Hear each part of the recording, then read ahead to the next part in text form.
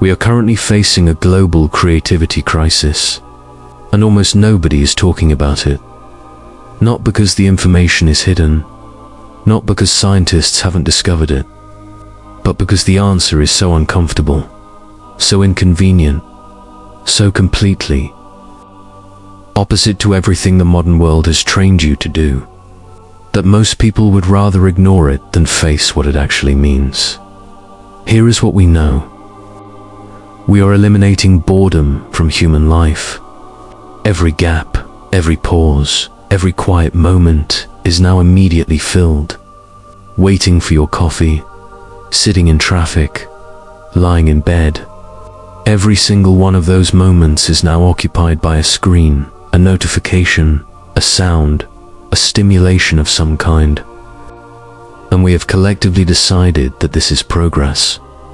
But what if that decision is slowly dismantling the most powerful cognitive process your brain has ever developed? What if the secret to radical problem solving isn't working harder, isn't thinking more, isn't consuming more information, but completely disengaging your prefrontal cortex? What if your brain requires a precise neurological threshold of boredom to begin synthesizing disparate memories into innovative solutions? And what if, by never allowing that threshold to be reached, you are quietly, systematically strangling every original thought before it can exist?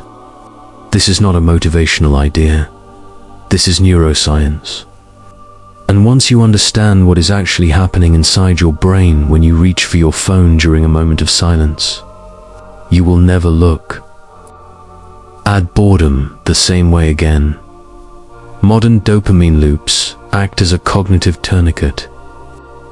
Every ping, every scroll, every autoplay video applies just enough reward stimulation to prevent your brain from entering its natural resting state. And that resting state has a name. Neuroscientists call it the default mode network.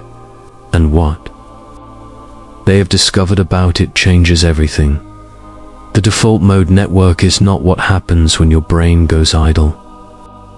It is the opposite. It is the brain's internal workstation, a vast, metabolically expensive system that only powers up when external stimuli disappear. It is the neurological space where your mind begins doing something extraordinary. It starts connecting things that have no business being connected.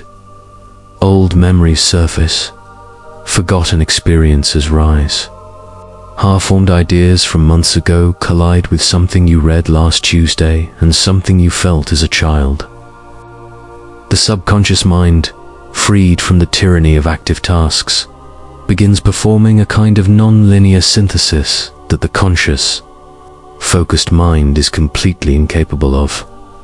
Scientific evidence now confirms that doing nothing is actually the most metabolically active state for creative problem solving. The brain is not resting. It is working harder than it ever does when you are staring at a spreadsheet. But this is where everything changed. The 2026 attention economy didn't just capture our free time. It eliminated something called micro-boredom.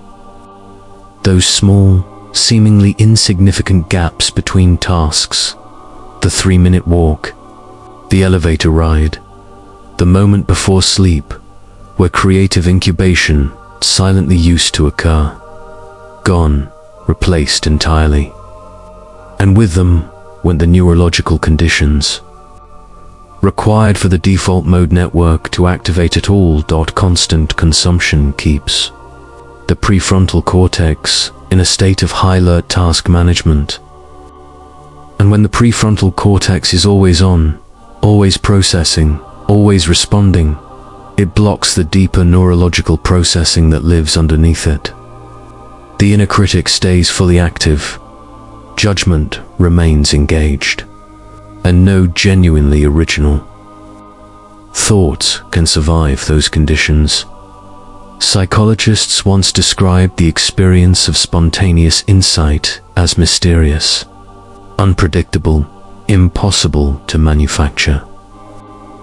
But they were wrong about the impossibility. They simply hadn't yet understood the mechanism. The neurological transition is surprisingly specific. It begins when active, directed focus releases, when the brain is no longer solving a defined problem, no longer tracking inputs, no longer managing demands. There is a brief, uncomfortable moment, a moment most people now immediately escape by reaching for a device, where the inner critic goes quiet. Neuroscientists call it transient hyperfrontality, a temporary reduction in prefrontal dominance. And inside that strange, slightly restless stillness, something else begins. The hippocampus opens its long-term archive. This is the alchemy that nobody talks about. A bored brain does not wander aimlessly. It scans. It reaches into deep storage and pulls forward memories, patterns, and experiences that your conscious mind has never thought to combine. Ideas from radically different domains begin to touch each other. The role of what psychologists call associative play, the merging of unrelated concepts, is responsible for virtually every breakthrough we have ever recognized as genius. Newton wasn't running calculations when the apple fell. Archimedes wasn't at his desk. The pattern is not coincidence. It is neurological architecture. Why do your best ideas arrive in the shower, on a walk, in that half-conscious state just before sleep? Because those are the last remaining environments in modern life where stimulation drops below the threshold. Required to suppress your default mode network, you are not relaxing. Your brain is finally doing what it has been trying to do all day. Official explanations for creative block often focus on strategy. Try harder, think differently, change your environment. But none of those explanations account for the actual problem. That high-pressure brainstorming sessions fail precisely because they are high pressure. The prefrontal cortex, flooded with the anxiety of performance, never releases enough to allow the synthesis to begin. You cannot force this state. You can only create the conditions for it, and those conditions are becoming increasingly difficult to find. The real question is not whether boredom is useful. The science on that is no longer in debate. The real question is whether we are capable of choosing it, deliberately, consistently, in a world that has been architecturally designed to make every moment of emptiness feel like a problem to be solved. Implementing what researchers call low stimulus intervals, intentional periods, where the brain is starved of input, has been shown to reliably trigger default mode network activation. Not occasionally, reliably. The physical sensations of boredom, the restlessness, the slight discomfort, the urge to fill the space, are not signs of wasted time.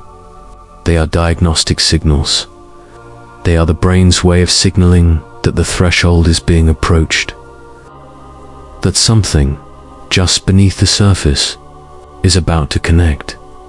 Designing a life in 2026 that balances high-intensity output with periods of total cognitive emptiness is not a luxury.